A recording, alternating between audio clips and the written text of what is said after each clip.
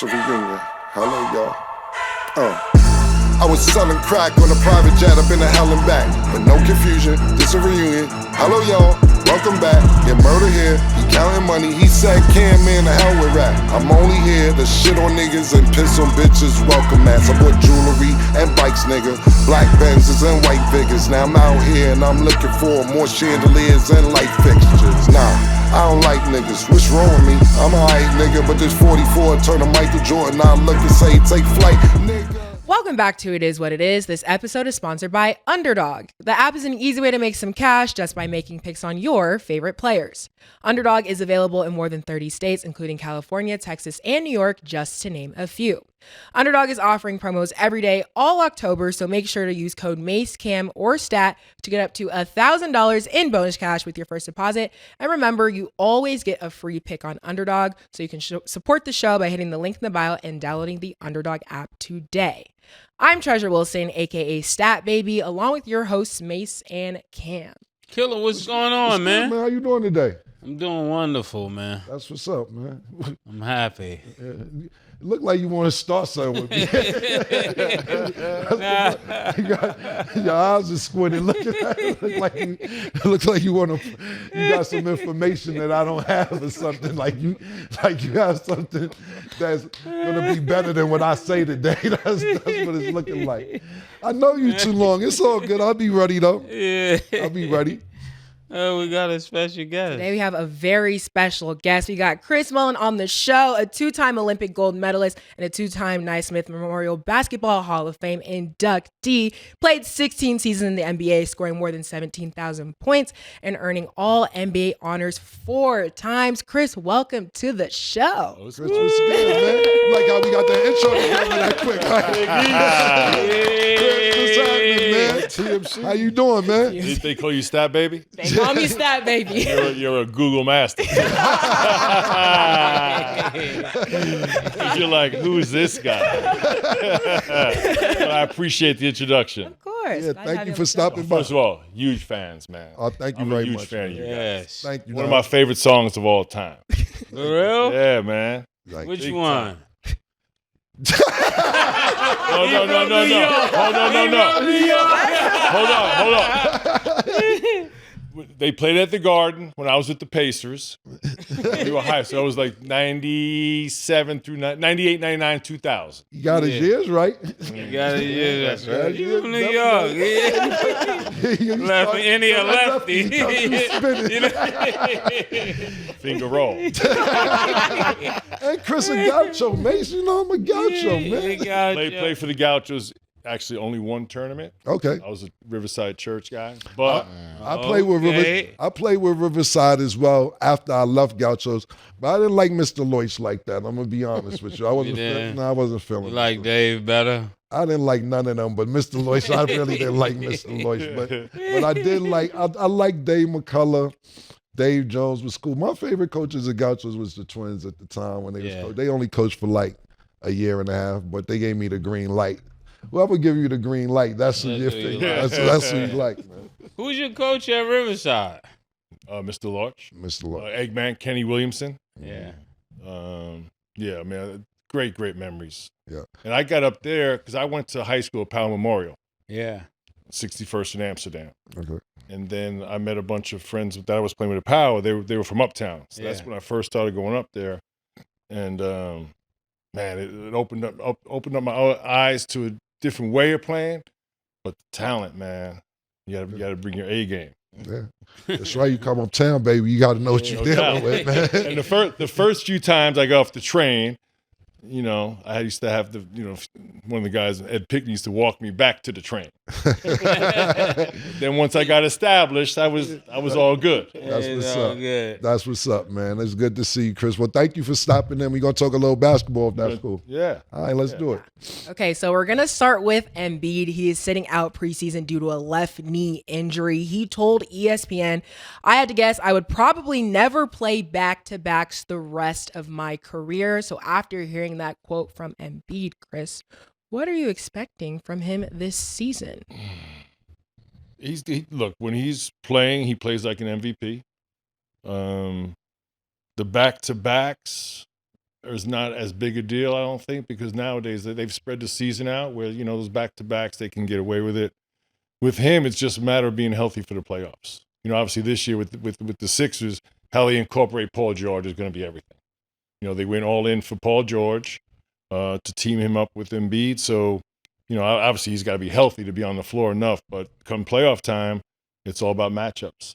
And if Paul George can play at that level he's been playing at the last few years, and Embiid can stay on the floor, they'll have a legitimate shot. But back east, I think it's really Boston and the Knicks. I think Boston, obviously, I'm looking to repeat, and I love what the Knicks did. I love that trade for Karl Anthony Towns. And I like the deal for Minnesota as well. Because to me, for the Timberwolves, it's about getting Naz Reid on the floor. Naz Reid's a big time player. Cat and Gobert weren't exactly clicking enough to, they got to the conference finals. But I think for both teams, it could be a good deal for both teams, but they got to go make it work now. Let me ask you a question real quick. Throughout your career, how many seasons? So we can answer it either way. Did you play 82 games or didn't play 82 games? Yeah, so I played 16 years. I'd say at least half. I played all 82. So what do you think about these punk ass niggas who don't want to play 82 games every year, and they're always making excuses like, he's always soft. Is that a leading question? You're leading me down the road? I can't play 82. Like, it's a stat to play 82 games, and it's ridiculous because we're older. We're old enough to see. We was younger when you was playing, but we still was playing. Mase was playing organized basketball since we were 7, 8 years old.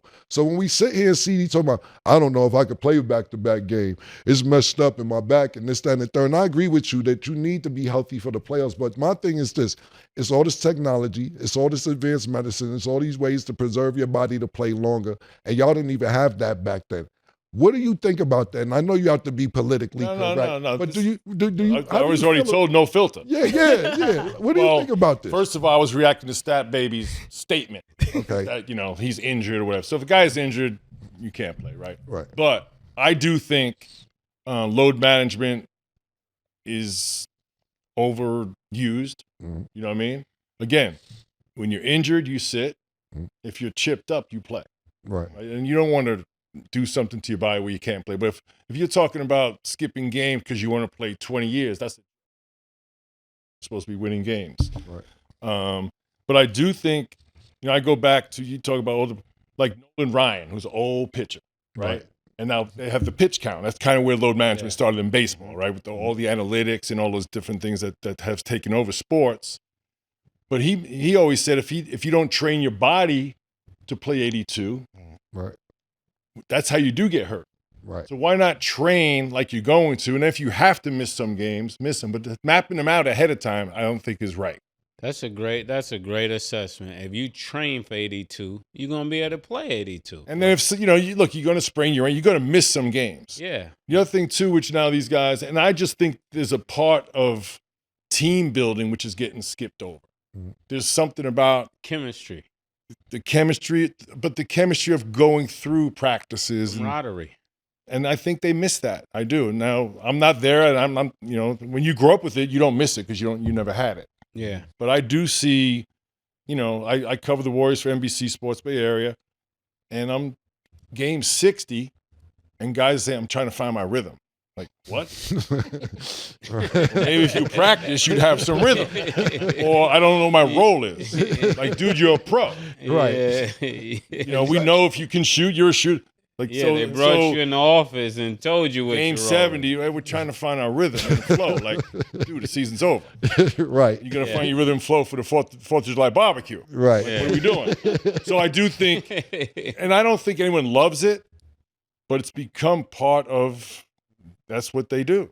Yeah. I know the fans don't like it. Yeah, definitely we hate can't it. like it. You can't like it. I feel more bad for somebody who's a worker, save their money up to see Joel Embiid play, and you live on the West Coast, so he's only coming one time a year. If you live in San Antonio and you want to see Joel Embiid play. Against Victor. Yeah, against Victor, against anybody, because the East can only play the West one time, and he play twice a year. So if you're saving up from last year as a working person to get your son or daughter or nephew or whoever, or even yourself to see them play, and this is one of the low management games. This is messed up. This is what I'm saying. Or AAU team that had to do everything, sell raffles and everything. Yeah, exactly. To get there. And then the whole team is coming for this game. Right, exactly. I don't think anyone would argue that, even the players. But that's why I think it's got to get back to more if you're injured. Like, now when you map out games ahead of time, like I'm not going to play March, something like what? Yeah. Because of back-to-back. If you're healthy, and give me 20 minutes. Exactly. And we talk about this the last 2 years. I don't know if it's maybe three, but the last 2 years, Joel Embiid, you keep wanting to play against the Joker in Philly, but then when you go to Denver, you're missing. You haven't played in Denver in years. And you get the best of them in Philly, but when it's time to go to Denver, you show up. So is this going to be part of your excuse why you're not going to play in Denver this year? It's fucked up and you're cheating fans. I'm telling you that right now. But to Chris's point, Murder, I do want to see him healthy for the playoffs. Yeah. Like, he against the Knicks, the man had 50 with one eye and one leg. Yeah. If you had 2 eyes and 2 legs, what could have possibly been happening? But so we gotta train him for 2 eyes. Chris, he got a little dizzy. I don't want to throw that in his face, but I think Chris is right. I give you an example. If you, like he said, if you train for 82 games, you'll be ready for 82 games. I had a conversation. This may have been 10, 12, maybe even longer, maybe at least 10 to 12 years ago, with Riddick Bowen.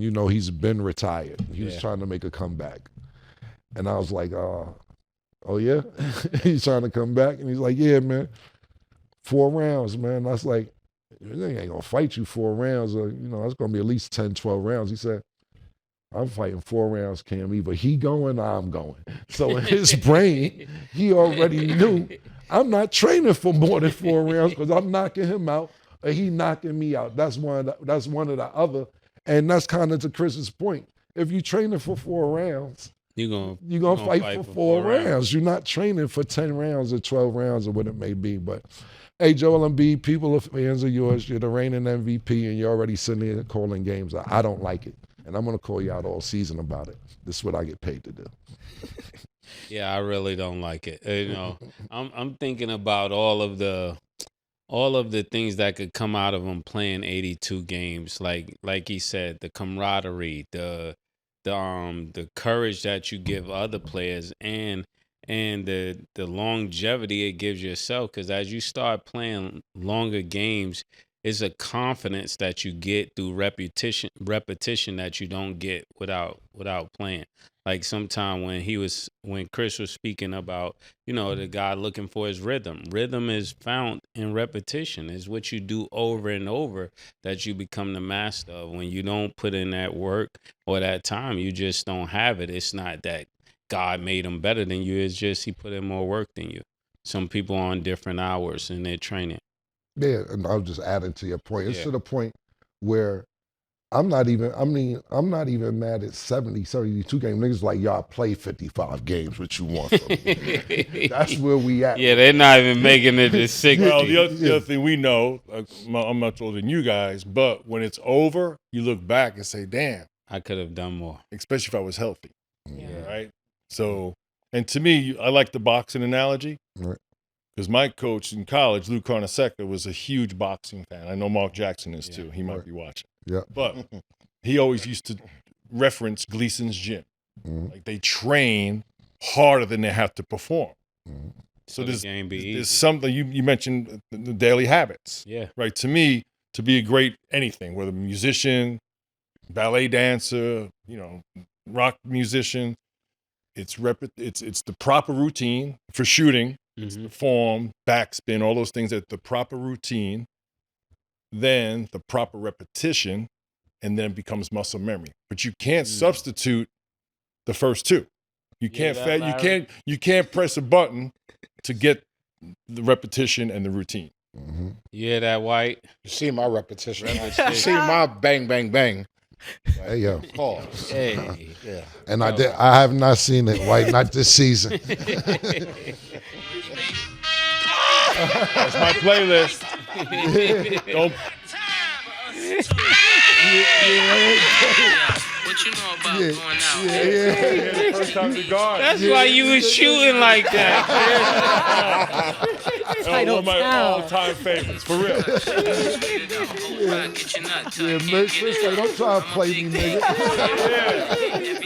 Put me on the spot. And you try to go at me. What's the name of that song, Mase?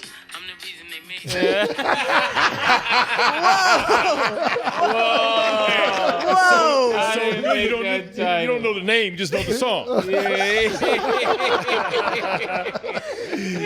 Wow. You good? Yeah, he from New York. It's like, No, but he knew. He knew. you didn't know. Definitely knew. It was bothering him. Yeah. That's why I Nah, I think. listen to it all the time. No, I'm saying it was bothering you It's that like, you couldn't know the remember. phone numbers? You don't know the phone numbers no more. Right? It's just in the damn phone. This You is used to like, Paul Christie. I don't know his phone number. I don't know my phone number. true. That's a good one. That was great. This is Is great. that another spin? Yeah. That's what's up. Great. Gotta love New York. Okay, so now let's talk about this DiVincenzo and Rick Brunson exchange that happened on the sidelines. Got pretty heated. They had to be separated. This was after DiVincenzo's first game back in New York after his trade to Minnesota. So apparently Rick told DiVincenzo, sucker shit, man. That was some sucker shit. Then he approached the bench and said, I'ma let you live, brother.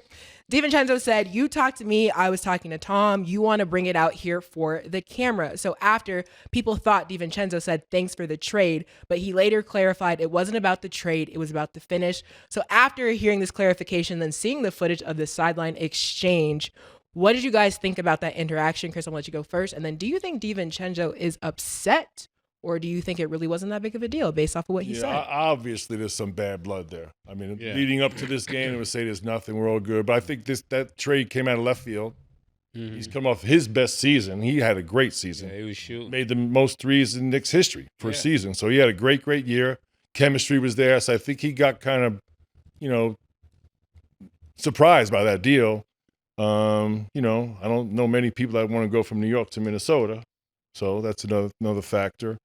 So I think he, was emotional about it, voiced his opinion. But DiVincenzo, to me, I kind of like the fact that he just spoke his mind, and I saw the exchange on TV. I couldn't really tell exactly what, but it sounded like he was talking to Thibodeau. Sounded like he did, mention the trade. And then Brunson's dad got into it. Rick, I know Rick really well, good dude. That's emotions, man. But that's, you know what? I like That's it. New York. I love that, but also, you know what?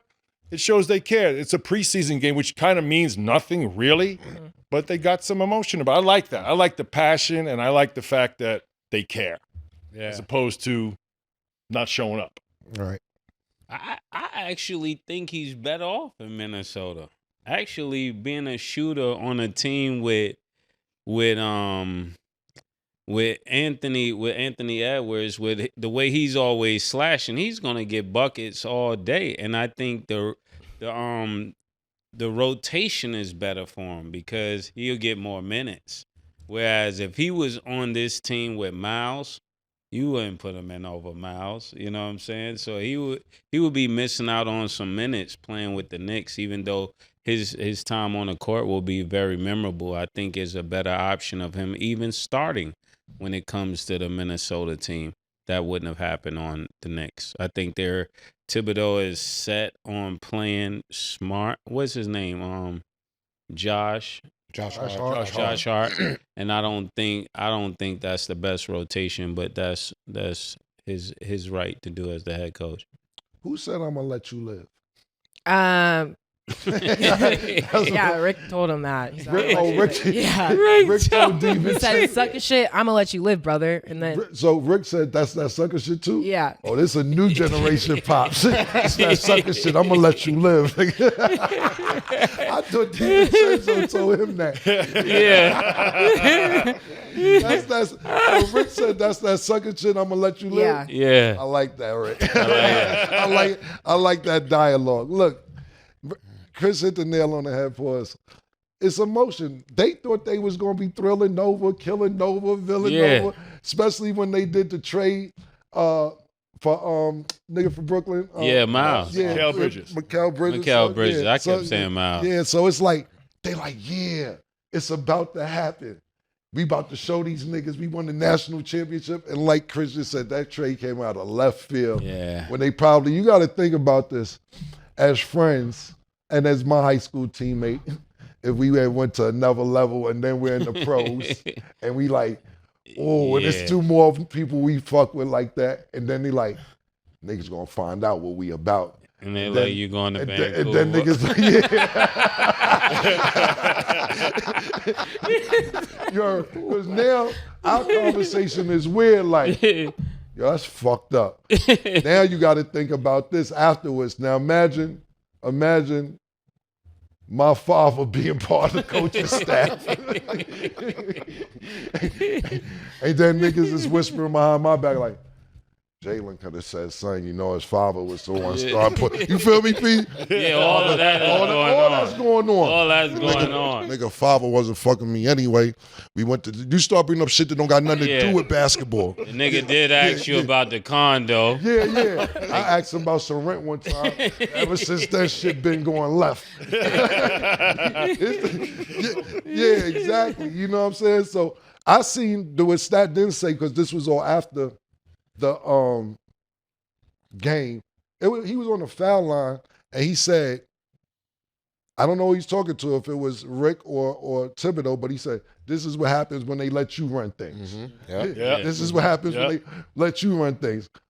Who is he referring to? Because Leon Rose wasn't down there. Worldwide West wasn't down there. He probably talking about Rick.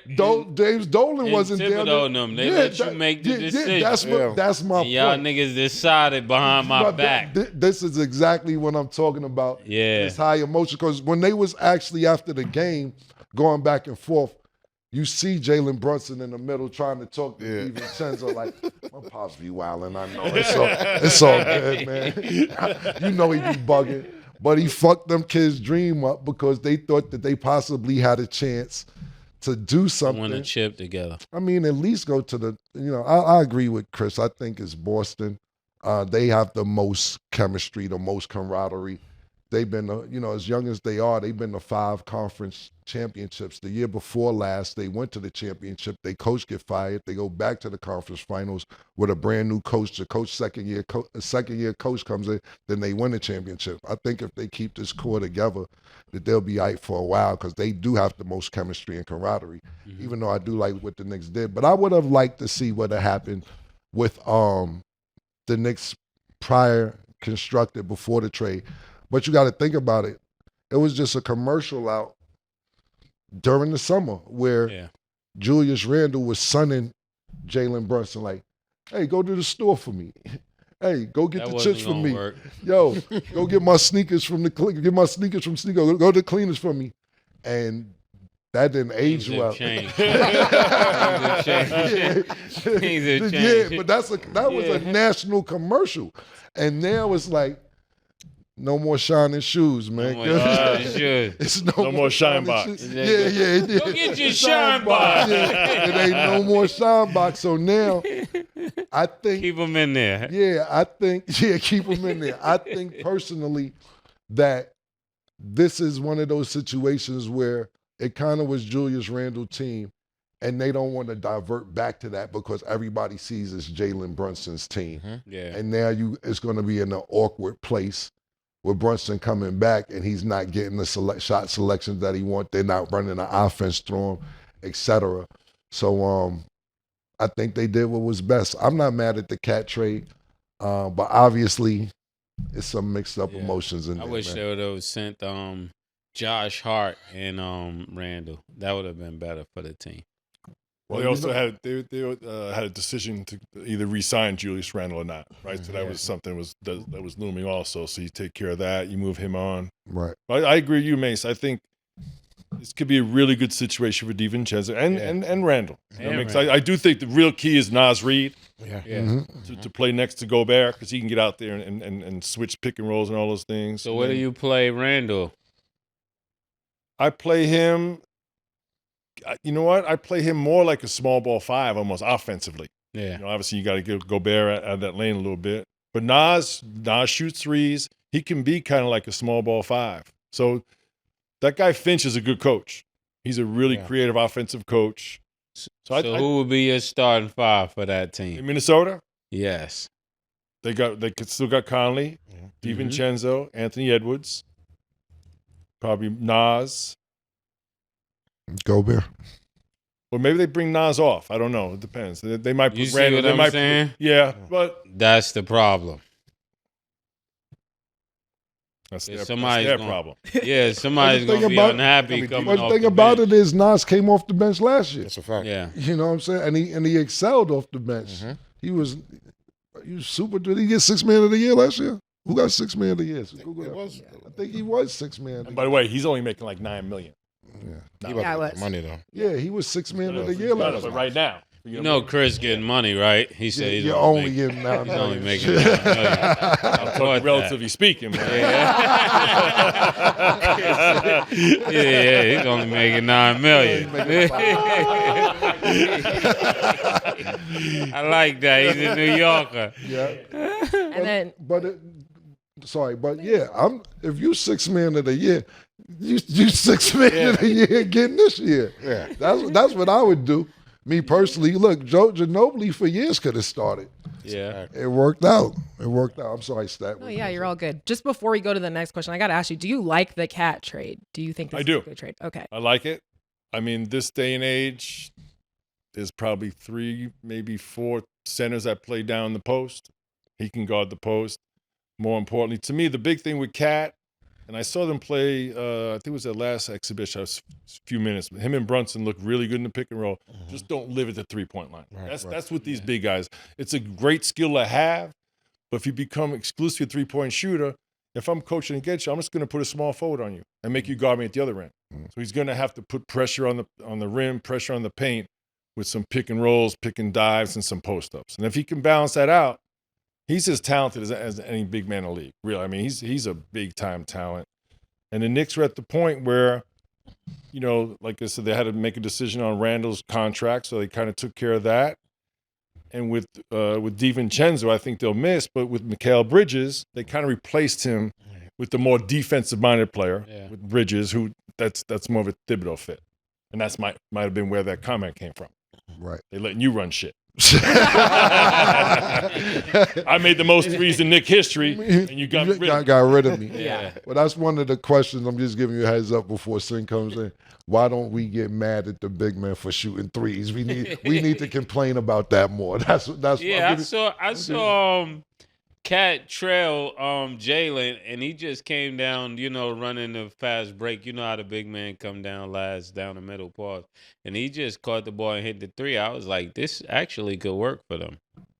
And they looked good in the pick and roll the other night. He was getting layups off the pick and roll. That's to me the big thing. Don't always pick and pop. Don't always shoot threes. He's 7'1", 7'2", man. Yeah, Do a little work down there. Draw some fouls. The balanced attack is where it's at. Last big man New York had was Ewing, so is this an upgrade or? No.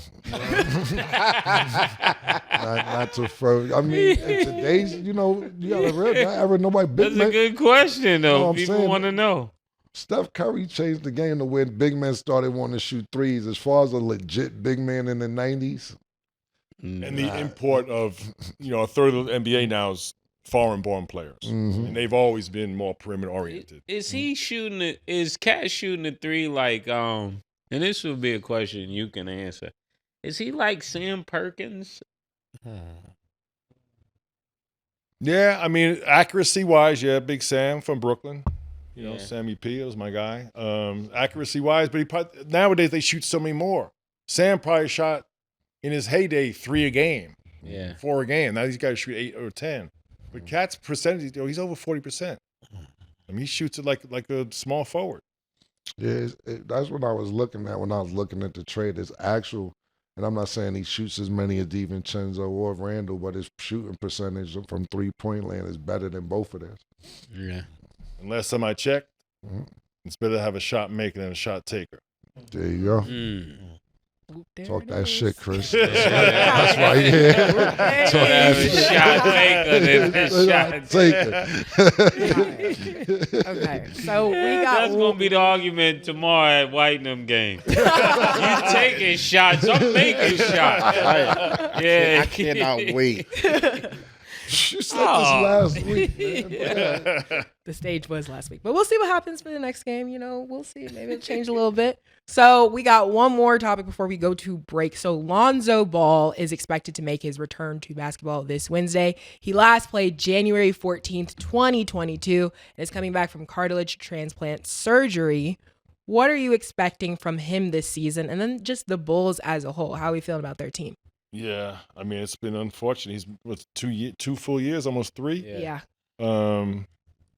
Billy Donovan, their coach, New York guy. I know Billy really well. Gun. Speak really highly of him and his impact on other players. So like a true old school point guard. Yeah. Mark Jackson, I throw the ball ahead, got his guys involved, which, you talked about chemistry earlier, Mase. Moving that ball creates chemistry when everyone gets a piece of it, and feels included. So that's one of his biggest skills. I mean, obviously the biggest, we'll have to see what he looks like when he gets back on the floor. We haven't seen him in almost 3 years. But his skill's not questioned. He's got an incredible feel for the game. Old school big guard, 6'6". Is he a 1 or a 2, though? He's a 1. He's a 1? He's a 1. Yeah, he gets that ball. Like Jason Kidd, push it up the floor. Him and his brother got incredible feel for the game. They kind of get out there and just go. Yeah. But while they do it, with including their teammates, which is a big time skill for team building. That's the worst thing when you're on a team with talented guys is ISO ball and you're standing around waiting for your turn. That over 82 game schedule, that deteriorates the chemistry of the team. So guys that share the ball, kick it ahead. But I mean, he's had some serious injuries with that knee, man. So we'll have to wait and see. Look forward to see how he looks like when he gets on the floor. Yeah, cartilage implant. I don't even know what that is. Like, where does he get the cartilage from? Can you look that up, Stack? I got you. I'm finding it right now. Yeah, because I thought when you lose the cartilage in your knee, you're done. Like, because then it starts being like the bone pause on the bone. And I think that happened to Kobe. He had to exit the game. I wish Brandon Roy got out of there. Yeah, that's a good one. Yeah, Brandon Roy was nice, man. Yeah, he was. Superman. Yeah. While Stats looking that up, what I always just think about when it comes to Lonzo Ball? Like, he's a good player. I like his brother a little better than him. But I always think about if Magic would have got Fox instead of Lonzo Ball, and he would have went to the Lakers. And he would have played with LeBron, because Fox is a certified all-star right now. Like, no injuries. He's durable. I don't know if he's capable of taking the team to the championship and even the conference finals, especially in the tough Western Conference finals. But Magic had the chance to take him over Lonzo. What did you think about that? He went with the L.A. He got caught up in the L.A. story, I agree big with that. guard. He this could be my prodigy. He started thinking all of that, and he was thinking right. If I didn't see Lonzo's shot, I would think he was thinking right when he first was shooting like the this. nasty shit. Yeah. I said, "Oh no, man!" Especially when the game turns to a 3-point shooting contest. When I saw that shot like this, I said, "No! What did he just do?" Yeah. I thought something was wrong with his rotator. But then he did it again. I said, "Oh, nah, this is how you shoot." Right. And I was rooting for him because he had the sneakers with his dad, and that they ended up making a lot of money with that. But I always thought LaMelo Ball was the one. Even when I was watching him play when they was little, from I think 12 years old, he was playing varsity at 12 years old, just a little boy with big hair running around throwing the ball up. I said, that's the one. Because you could just see his passion to get the ball from coast to coast and to get the ball where it needed to go. And with Lonzo, he was always just bigger than everybody. You know how when you grow up playing, somebody's just taller than everybody? And and he had the skills and everything, but he never had the passion and the fire that LaMelo had. So I think he'll do well, but I think at best he's just one of those players that all-star. You trying to say he's Andre Miller? Andre Miller. You got a basic game. Craig Elo. Yeah. You know what I'm saying? The real question is for both brothers: are they durable? They neither one of them played a full season. Well, not I can't. Melo has been a while. He's been 7 seasons. Like Chris said, he hasn't played 2. I don't remember him playing a full season with the Lakers or not. When you get to the league, not that I would know, but it seemed like from an outside looking in that if you don't immediately hit the weights, you're gonna get hurt because you're not playing with kids anymore. You're playing with grown men, right? So it's like you come in there with this little high school body, college body, and that's why they're getting hurt. They don't realize that's why they're getting hurt. Other than the bad shoes, I think the shoes are playing a major part in it. Seeing everybody wearing low tops, and all the injuries that they're getting, Cam, is from the quad down. They're not getting higher injuries. They're getting all injuries that deal with how you land, how you run, how you how your feet are positioned, all stuff that got to do with the shoes. It ain't the taping, so it got to be the shoes. What do you think about that, Chris? Yeah, I think that's a good point. I do think the maintenance, obviously, when you come from high school or college, you're probably playing 20 to 30, maybe 40 games. Now you go to 82. And just when you get, even if you're not injured, you get little nicks where you're fatigued, just the fatigue. The next day, it's not the day to take off. It's actually the day to do some light training. Right? We used to call it active rest, where you wouldn't take off, but maybe you'd bring down the intensity, but you're still training your body and getting that lactic acid out. So it's a huge learning curve on how to maintain. You hear pro athletes talk about the veterans that taught them how to become a pro. What it really is the daily routine of taking care of yourself. First of all, stay away from the graveyard shift, midnight to 8 a.m. Leave that alone. That's number one thing. So you get some rest and recovery. But then it's also your off day routine and your game day routine, 2 exactly different things. Off day, when it's practice day, you go hard. You do all your work, your repetitions, your skill, take care of your body, whatever. Game day, exactly, shoot around. I don't even have to have a shoot around. Just go do light work, get your big time nap, and you can go play. So there's really an adjustment. As a high school kid, you got to jump on the train, go to the game, and whatever. But now, as a pro, that's the biggest thing, is finding that daily routine that works for you and then sticking to it no matter what. Win, lose, you're playing, you're not playing. That's what pros do. They show up all the time, not once in a while. That's the big adjustment for a young kid in general. Mentally is part of it, but then physically, it's hard to, and you don't really learn it till you go through it. And sometimes it takes 2 or 3 seasons to really understand, because some of these guys are still growing too. Yeah. You're 18, 19. Some of these guys are still growing. And then to answer your question real quick about the cartilage transplant surgery, guys, I am no way, shape, or form a doctor. This is just what I found. So basically, there's no more meniscus left. So the bone to bone is rubbing on each other, causing friction. So he had to get new meniscus from a donor, a bone allograft, and he had to get new cartilage put in there as well. So wow. Cartilage donor is crazy. Yeah, that's you would donate your cartilage.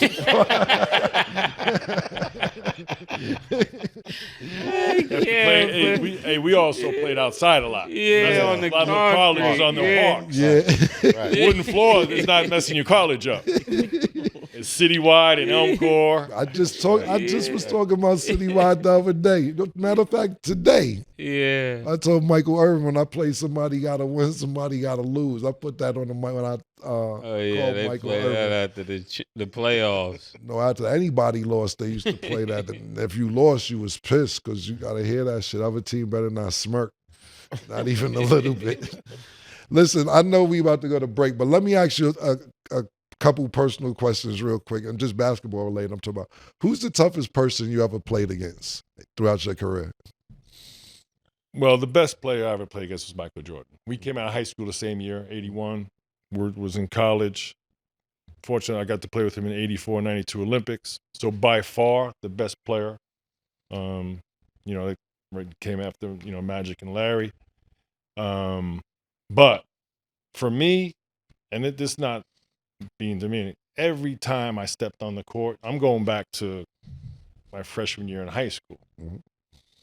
I always felt like I was at a disadvantage in some level, physically, athletically. So I learned to adapt, with skill, kind of IQ, and always using my teammates, whether it be screening, forcing to help. So someone asked me the other day who my 3 best teammates were. And I said Mitch and Tim and Mark Jackson. Because they all helped my game so much. I said, but damn, it was Scalabria. I was on NBA radio. And I said, but when I was playing 3-on-3, I was relying on my teammates. That's the way I was taught the game, and I had to physically. But Michael, by far, I mean, when I first, people even tell me, like I spent a few months in New York in the summer bumping on my buddies. And we were hanging out one night, and they going, they were reminiscing. They go, dude, when you came back from the McDonald's game, you said, I just saw the best player I ever saw in my life. Now, I don't remember saying it, but you were talking about Michael Jordan. He said, then when you went to the Pan Am games, you came back, this dude is the best I've ever seen. So, that's kind of comes back, right? When, 30, 40 years later. So by far, Patrick came out that same year. We all got to play 80. Them Olympic practices was like that. Was Mike killing y'all or killing Barkley and Magic? Because I remember, we only see documentaries. You actually was there. Yeah. And they said it was really tough for Magic to accept what Mike was doing. He was a competitor. It wasn't so much he didn't want to accept it. He was competing. Okay. So, like, if, that's the one you don't surrender. Like, that's not happening. Right. And then Burr was like, it's over. He's like, Magic, it's over. But that started, to me, I saw it happen. The first time was 84. Okay. And that summer, before the Olympic games in LA, we played eight exhibition games versus NBA select teams. But these select teams was Magic, Bird, Isaiah, Ralph Sampson, all the best guys were coming out. And Michael every night was the best player on the floor. This is before he was drafted. Right. So, do you think Isaiah got snubbed off that Olympic team? And why, if so? Yeah, I mean, if you look at that point in time, he was by far, and historically, top 3 point guard of all time, somewhere like that, right? Yeah. So could he easily been on the team, no question. Why do you think he wasn't on the team? I mean, that's kind of out there, kind of not. I mean, I watched the documentary too. Let me say, hey, hold on. That boy good. Let me say this. Hey, hold on. Hey, You ain't gonna get me to say. Flapper Chevy is finest, homie. Hey, hold on. Put it this way. I didn't get a call from David Stern or Chuck Daly saying, hey, who you want to play with? Yeah. They asked me, you want to be on the team? I said, yeah. When do I show up? Okay. So Mike said Isaiah couldn't play. That's what you said. Chris is a good friend. Chris said, hey, I didn't get a call. They didn't ask me who I want to play with. He's from New York. Well, this was super. So you had another one. That's it? No, we could be all day. I don't want to hold you up now. Nah, we're good. You got to go to break? Chilling. I'm hanging. All right, cool. Yeah. We go to break and then we come baby, back. go to break. Okay, I love it already. Okay, we are going to go to break. When we return, we'll discuss the Monday Night Football game and, of course, more questions with Chris. Don't go anywhere.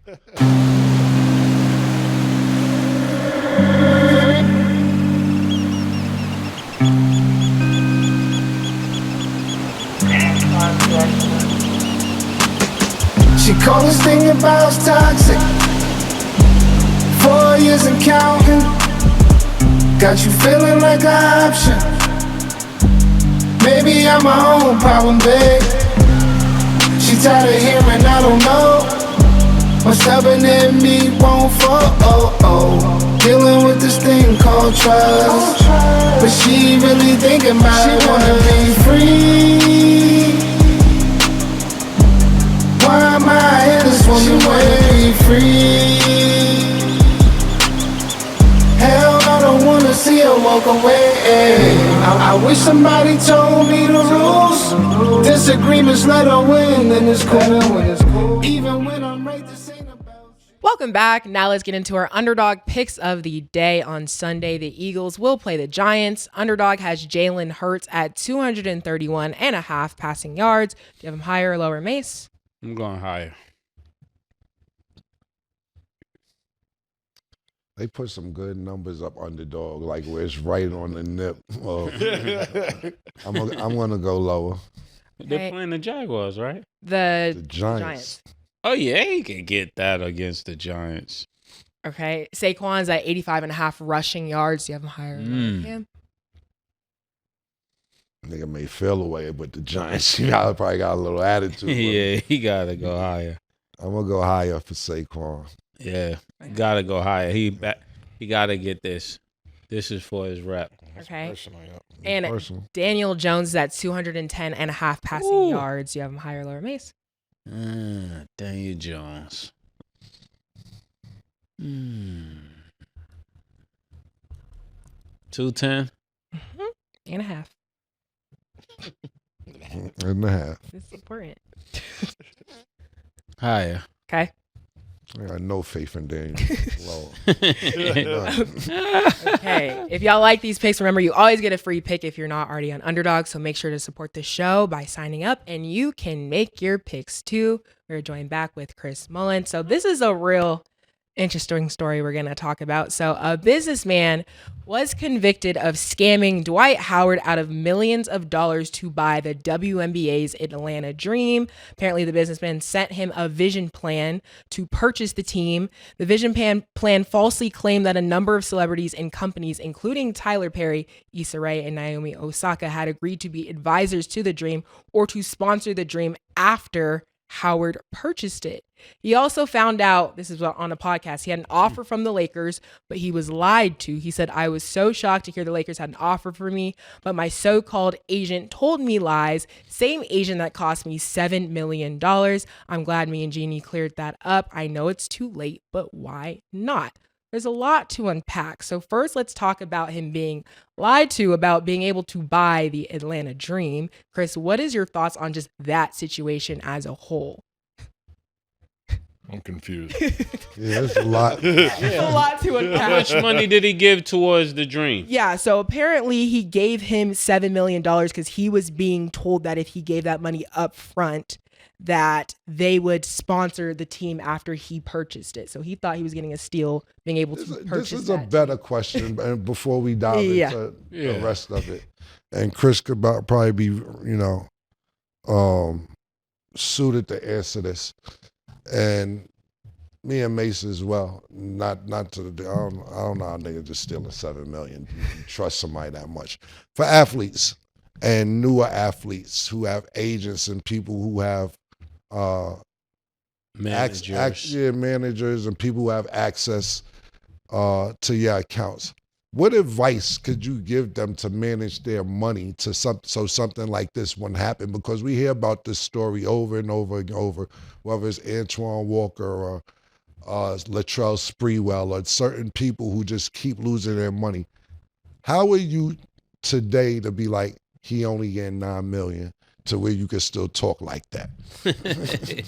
But I think the first thing that comes to my mind is whether you're investing or thinking about purchasing or dealing with, you got to understand who you're investing in, the people. Mm-hmm.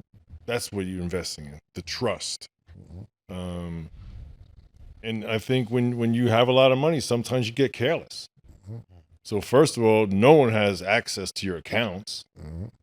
And then any transaction, you should be totally aware of what's going on. When you're younger, and I get it, and you can be careless and things like that. But as you just like when you mature and gain experience in your profession, you should be gaining experience In business. on the outside, Yeah. all the things that go along with the business, right? Yeah. Making music's one part. And then you guys know better than anyone, all that business is crazy too. There's so many different facets that you got to understand. So you can't just work on your jump shot. As you're maturing and you get towards the end of your career, it's as more important that you know what the hell's going on. Because now you're usually providing for your family and trying to make that money last for generations. So obviously dealing with the right people, understanding who to deal with, who not to. Now, is there any foolproof? No, there's not. But you got to do your homework on who you're dealing with. It sounds like this was kind of, he said this and he said, oh yeah, I'm in. And yeah, he was saying kind of this. That guy careless, was saying right? Sounds this to everybody. And Cam, you said it. We hear these horror stories Mm-hmm. forever, and not just athletes, with music everywhere, right? So the amount of money you make is one thing. How you take care of it is most important. Right. I remember years ago, it was like I was probably in my 4th or 5th year. I had just signed a new deal, and I was up on the top of the list, and I had bumped into Bill Russell at a golf tournament. And I almost felt guilty. Like, here's this guy with all the rings. He never made anything. So I actually asked him, I said, Mr. Russell, how do you feel a guy like me making, well, I might have been making $3 million. And he told me, and it's something that's always stuck in my head. He said, it's all relative. You know, at the time I was playing, I was making the most money of that time. Right. And now, you know, you might be able to have 2 houses. I got a nice house. You might be able to have 2 cars. I got a nice car. So it was like a really level-headed, to me, humble way of explaining it, as opposed to being, I'm getting screwed. This guy's making 50 mil. Right. At the time you're making, that's what it is. So if you didn't take care of it 50 years ago, you don't take care of it now, you're going to wind up in the same place. So without knowing all the details, Stat Baby, it sounds like being a little bit careless and not looking deep into, you know, how many times, I tell my kids all the time, during the course of the day, we make so many decisions, right? What words to use, say hello or not, hold the door, whatever it might be. All those decisions are important. Now, the ones, a matter of fact, we don't think so. But sometimes that little decision has major ramifications. And that's what it sounds like. Oh, we got a good deal. Come on, man. Someone in New York, if someone says they got a good deal, I'm looking into it 100 times. Yeah, I was just about to say, I got I got 17 billion. Ask me for 7 million for the dream. I don't listen. Quadruple on top of quadruple check. You're just not going to tell me you got the dream for 7 million or an investment that sounds for like into a nightmare. Yeah, it sounds crazy. That actually would not have worked with us, because I don't think you could have bought them for 7 million. So somebody to tell you, yo, just throw your 7 in. The first thing I'm watching is the person in their life. If people don't pay attention to this, it's not, like you said, you're not investing into the business, you're investing into the person. The other investors. Who the person is. Yes. The person that's introducing this is the one you got to know, his background, his lifestyle, because that's how the business is going to go. And I would have saw that, because if he's getting money from him, he's getting money from him. Then I'm gonna be watching like, wait a minute, he's telling all these people the same thing, that this is a great investment. Sounds like Ponzi to me. It got Ponzi written all over it, and especially if he doesn't have a history with closing these type of deals. You know, that's another thing people that are watching this got to pay attention to, because Cam knows when I first started in music, Chris, the accountant took all of our money, right? It was me, DMX, a whole bunch of people, and he just went to Aruba with everybody's money. We just went to the office, all the desks was gone, no phones in there. People was down there with their guns. This is like in China. The whole office was This moved. was in the financial district sofas, in New York. the wallpaper, just everything gone. Yeah. I was sitting there like this, like, never again. but the thing about it was cool because it was early. It's It was never early. cool, but he ain't get the bag. He got it. He got me early. Yeah, he got him early, so it wasn't like. So I learned that lesson early. Like, yo, you gotta pay attention to this man's background, his lifestyle, his reputation, everything, because that's going to precede him, right? People are going to know these things, and it's just going to be a matter if you want to hear it or not. And then so that experience stuck with you. That's never going to happen again to you, but it doesn't have to be you. You can learn from other people. Yeah. We have, how many stories do we have of this that people can learn from for generations now? Mm-hmm.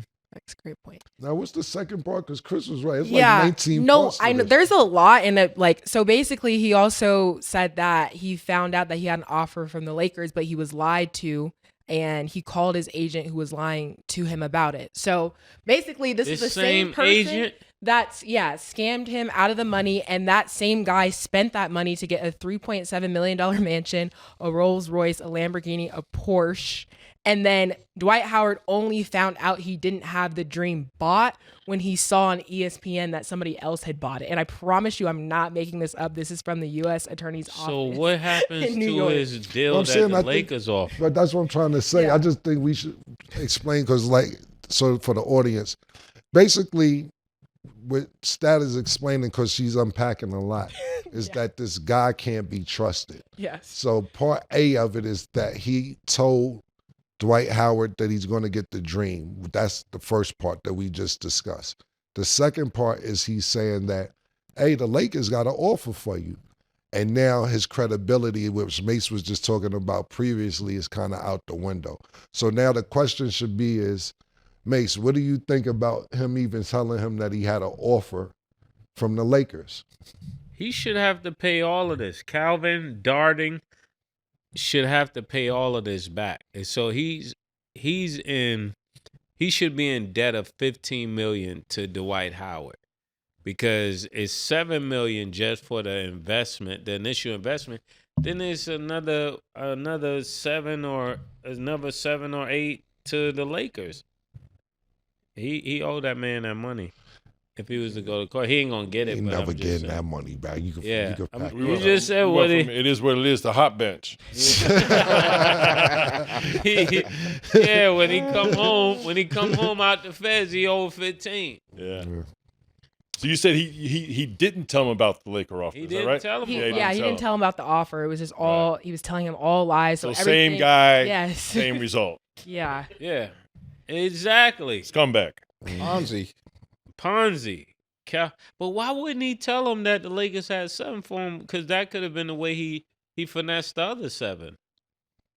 I can't explain what was going through that man's head to lie to him. Even just taking the $7 million and saying 'Cause that- you could buy the Atlanta Dream, it all doesn't make sense. That's why I'm surprised he even got that confused to begin with, because it's too much money to be playing And now with. it makes sense, because I remember there was a time when the Lakers would not sign Dwight Howard, and he did not know why. And this may be the reason why, when it was time for them to sign Dwight Howard in his later years, that they said, no, you turned down a 7 earlier. Mm-hmm. You know, people remember stuff like that. Yeah, and then just to even clarify more, he said because he trusted his agent's word that the Lakers had nothing for him, he took the offer from the Sixers and signed it, but if he had his way, he preferred to run it back with the Lakers. This is a lot. The bigger lesson right here is that you go as far as the people you're around. That's the message right here. So it didn't matter. He had an all-star career and he had all of this promise and talent and the money, but he put himself with Calvin, and Calvin messed him up. Yeah. Whole thing's crazy. Sad that he had to find it out that way, but Calvin. it's insane. Okay, so let's discuss Monday Night Football real quick. So the Bills beat the Jets 23-20. Just in general, what do you guys think of another Jets loss, and how do we feel about Aaron Rodgers?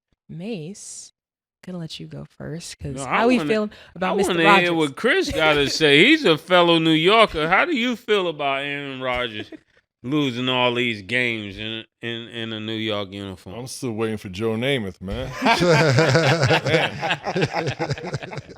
Now, last week I went to the Met game, right? So a bunch of people, you a Met fan? I said, yeah, man, I grew up a Met fan. You got to understand, when I was a kid, the Mets, the Jets, and the Knicks all won championships, right? Ooh. But now, the Knicks, Yeah, the Jets haven't since. So, talking about Walt Frazier Yeah. and that crew, Willis and Bill Bradley and all those guys, and then Joe Namath. We didn't That's see what we're waiting that. on. Me and Yeah, Cam, we I know. didn't get to That's see how that. old I am. Yeah. But Wow. it's a little it's a little sloppy with the Jets, right? And they made that coaching change, obviously, and Yeah. they thought they were going to have a little momentum tonight, and so they struggled. Where they lose 23-20. Mm-hmm. Yeah. We watched some of it, a little sloppy game. But that's part of this generation too. We talked about load management earlier. That's a generational thing. The other thing that's come into play, in these, especially in the NBA, and whether it be quarterbacks or the star players now, is player empowerment, which is I'm all for. Yeah. But with player empowerment, you have to have the accountability. Without the accountability, you're kind of not legit. Yeah. You know what I mean? So. I like Chris. Chris is so proper. Chris is, you know what I'm saying? Chris, they be out for a nail injury. It'd be a nail injury. He said he got a chipped nail, so he's not playing Thursday game. How do we explain that, Chris? Soft. Unacceptable. That's unacceptable. But with the Jets, though, I mean, look, they're going through coaching change. The tough thing is with Aaron Rodgers. Look, he's one of the greatest quarterbacks of all time. He's 40. So he needs everything around him to be perfect. He could still put the ball on the money, but he's 40. When your best player gets on that side of, we all know, Father Time's undefeated. So is it time to throw? You guys, Jets or Giants fans? Neither. Cam thinks NY stands for next year. What are you? Next year, Giants. Next year, Giants. No, I left when Tom left. Tom Brady left, I left. I'm just a football fan. Mase all of a sudden is a Chiefs fan. I don't know how he became. All of a sudden. You don't know, but you know. Yeah, it's kind of. I seen the documentary too. But yeah, I watched this game. I watched the whole game. But I like what the Bills did. They actually rushed the ball more than they threw it. And they established their run game early. And Josh Allen had a really good game. Aaron Rodgers threw for more yards. But the one thing, it's like with Aaron Rodgers for me, and I've been seeing this probably the last 8 years before he gets to the Jets when he's in Green Bay. He just looks like a Debbie Downer. Like his facial expressions, he's just miserable. He's just sad, and that just starts bringing other players and other coaches and everything. It just makes it for a bad environment. I don't know if you've seen Chris when he tried. The coach got fired, but he went to the sideline, tried to give his coach a hug, and his coach stiff-armed him, and he was like, "I don't want to hug you." Did you see that? No. Aaron Rodgers did that to the coach. Like, yo, this was the last guy, the guy that just got fired? Yeah, but he told him, yo, fuck. Right. They just scored a touchdown. He's like, yo, fuck all that. Right. I'm not with all that. That tells you a lot right there. Yeah, exactly. Then 2 weeks later, he's fired. What we talked about earlier, chemistry. Yeah, exactly. So when he gets fired, we was talking about it yesterday. Aaron, it was your team today. You got what you wanted in my eyes. Aaron also, to be fair, he did get on Pat McAfee's show and said, I did not get him fired. People think I got more power than I do. But to the outside looking in, you did, because you could have kept him. Yeah. You could have said, I'm not playing if he doesn't. Exactly. Coach. I think Aaron was a big part of it. Now, did he say I want him fired? I'm not sure if he did that, but I'm pretty sure the owners of management definitely said, so we're going to end up getting rid of him. And he's like, bet. That's how I think that's how I looked at it. You didn't shoot him, but you didn't call the ambulance either. Yeah, so. Player empowerment, accountability. Yeah. They got to go together. Well, this is a division game. Tua is hurt.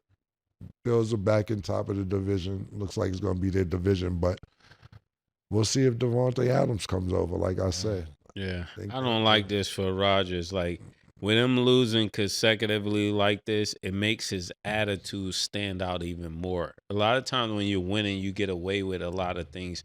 But when you start losing, it's like, come on, bro, quit the diva stuff. It start making people on the team argue. I wouldn't be surprised somebody start arguing with Rodgers like, cut it out, man. This ain't Green Bay. You ain't the guy from Green Bay anymore. We need you to show up and play like everybody else and cut the antics and be a part of this situation, because it looked like he's quarterbacking from a different century, or like he's you know how somebody had their own little space they come out of their bubble to play with us, and then they go back in their bubble. It's like, bro, you're not playing like that. You got to show up on time like everybody else. You don't get an office, none of that. You don't get a private room or a perfect spot. You got to come in and practice with everybody else and play with everybody. I agree with that, but I don't think that's happening. I think Aaron is, like you said, in the bubble. He's in the dark room. I come when I want to come. You need to be in the dark room until the lights come on. He didn't come to preseason. He didn't come to training camp. He doesn't really fuck with niggas. He be like, yo, I'm going to do what I'm supposed to do when I get here. Y'all know my name, the 4-time MVP, the Super Bowl champion, Aaron Rodgers. None of y'all got the credentials I got. Now step up to the plate and do what I tell y'all niggas to do. And I agree with you, Mase. If he doesn't get there for practice and practice with the new players, it's not going to work. But I think he thinks he's above it. And as players get older, look, to me, Aaron Rodgers is acting like Brett Favre acted at the end of his career, treating Aaron Rodgers like that. Yeah. When Brett Favre was in Green Bay and they got Aaron Rodgers, he was shitting on Aaron. He wanted to teach him nothing. Then when Jordy Love gets to Green Bay, you're acting the same way that Brett Favre treated you. And niggas coming to his house. He's in a dark room. Yeah. Allegedly. You know, just all that kind of stuff. Like, bro, why is it dark in here? I need my time to relax. Yeah. Bro, when you come out the dark room, we gotta win. Nobody got time. You know what's crazy? Going through all of this. Hey, you know what's crazy? I'll give you an example. Yeah. I went to, this was probably like 3 years ago. And I went to see the nigga Kanye or whatever. His office in Beverly Hills at one time was a cave. It's just fire in there and shit. It's just mad. Was you with me, Larry? You wasn't with me. Who the fuck was with me, man? I don't know who's with me. It's just like 4 fires in the It's like a 15,000 square foot. It's not an office. It's like a warehouse, and it's just fire going. And you know, you acting crazy with niggas. Not crazy, but like weird. Like Marilyn Manson was there, and a bunch of people. Marilyn Manson. I got the picture. It's like, I'm in a picture of me, Marilyn Manson. I need to see that picture. Yeah, Marilyn Manson he had a makeup on. He's fat now and shit. No disrespect, Marilyn, but you gained weight from the shit. And it's like, yo. So you know, I know the nigga. I'm like, what are you doing?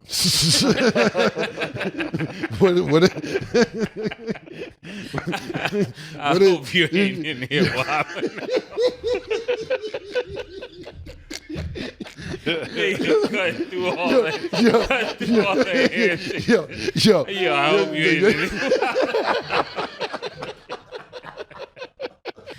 Niggas is saying you acting crazy. Yo, what the fuck is we doing in here, bro?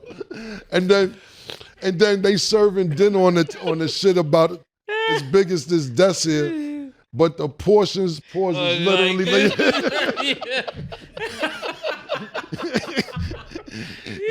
So he see me. He's in medieval times. He see me. You know how you can't play these games with a nigga. You know, he's like, oh shit, Cam, what's up? I'm looking at the nigga like, what the fuck is going on here, man?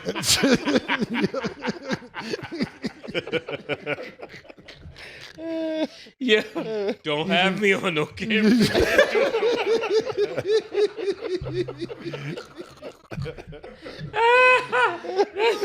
That's exactly how it is. So he's like, yo. Yeah. No, man, you know, he don't see me in there because it's dark. So you see how he's talking to other people like, man, this world is crazy and and we got to get this shit together. So I'm just looking at him from a distance like. You wait for him to snap out of here. And he see me like, oh, Shaquem, what's up, my nigga? Yo, what you got going on in here, man? Oh, nah, man, this my little shit. We be vibing in here and all that. Yo, cut the shit, man. Where the lights at? Yeah. And now I don't want to eat. You hungry? I'm going to get full off this shit. Yo, this is my masseuse over here. He travels with me. You could take her. I don't want your masseuse. What are we doing in here, my nigga? Why is it so dark? So when you talk about Aaron Rodgers, yeah, he's like one of them type niggas, man. But if you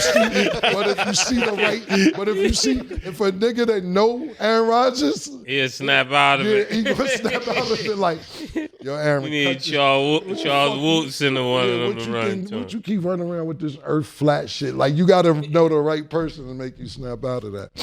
Yeah. Wow, that was an interesting story. I'm just going to add real quick. Yeah, you know why that's interesting to you? Because I see you in one of them dumbass rooms with Kanye going for that bullshit he was telling you. Talking about, yo, we got to do this, and it got to be like this, and all the people around the world. That on all black. And Stat was like, I'm like, that was not my reaction, but I see you in one of them dumbass rooms, and I'm like, I live her early 20 life, man, going for this nonsense. I don't know who posted that, but yeah, y'all. I'm just gonna say real quick. I would have walked in that room, the whole shit would have changed. Like, nah, Killer, you know these niggas, they just some followers. Let me talk to you over here and all that. That's it. This is so surreal.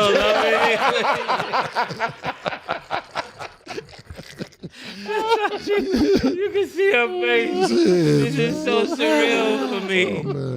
Oh, man. No Yeah, you snap out of it. It's so funny. Okay, yeah, I was just gonna say for Aaron Rodgers, this would have been a very big "told you so" moment, especially after Salah being fired. So there's nobody else to really point much fingers at except you. So I feel like the pressure is on. I know it's the Bills. That's a hard team to compete against, but says a lot. So we'll see how the Jets continue to progress and play, but it's a lot on the table. So hoping Aaron Rodgers can continue to play. We can't hear that from you, Stat. You're a Steelers fan. And my team is doing great. Let's not do that. We just beat the Raiders. Right. Next week we play them. It's on. So Yes. A little shade. no, a little New bit. York shade. But Chris, it was a pleasure to have Thank you you, on man. the My show pleasure. today. Thank you, Chris. Legends. Appreciate it. Yeah. This was super, super, super dope. And listen, y'all don't know, Chris was just walking by. Yes. He didn't have to do this shit. It wasn't like he was scheduled to come. He just happened to be walking by, and we started talking about gauchos and niggas who nice like me and Chris. You know what I'm saying? And thank you so much, bro. Thank you guys for coming by. Just let it be known. What is the name of the song, man? I know it. You gotta say it before I say it. You said that. I didn't even feel so good. I know you need. Good luck, man. Good luck. Hey, I'll be on Mark Jackson's on the 21st. Also, make sure y'all check out on the Mark Jackson show. Chris will be filming Monday. Nick, we'll announce it on Monday what day of the air, but make sure you check out Chris. Might be a long show because we've known each other for 50 years now. So Yeah. a lot to talk about. Yep, that's a fact, man. So make sure you check out Chris Mullin on the Mark Jackson show. Chris, Good thank luck, you man. My again. We pleasure, man. appreciate you. Dope. We will definitely be tuning in. But that is all the time that we have for today. Thanks for watching. And as always, it is what it is.